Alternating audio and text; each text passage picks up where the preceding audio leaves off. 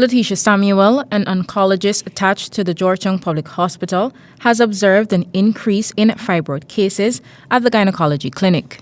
Though she could not provide specific data, she did admit that the non-communicable disease that affects women is definitely on an upward trajectory. I know we see a lot of fibroids at the gynae clinic. Again, I can't give you exact numbers, but it's probably in the gynecological, it's probably maybe the most common cause. She spoke to the unusual symptoms associated with the disease, but was quick to point out that in many cases, symptoms may not exist. But you can have fibroids and not have symptoms.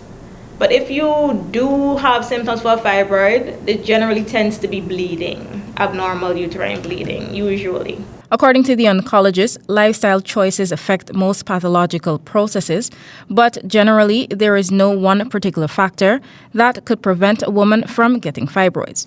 In cases of symptomatic fibroids, medical or conservative management can definitely assist. Medical management or conservative management, or if it's a case where you need surgery, but like medical management would basically be, generally involves, like especially because this symptom tends to be bleeding, it generally involves giving some sort of medication to help with the bleeding, to stop the bleeding, basically. And if it's not that, then we'll go to surgery.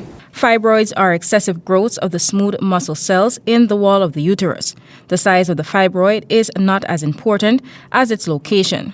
The fibroids that are most likely to cause problems, such as heavy bleeding or miscarriage, are those that lie beneath the inner lining of the endometrium.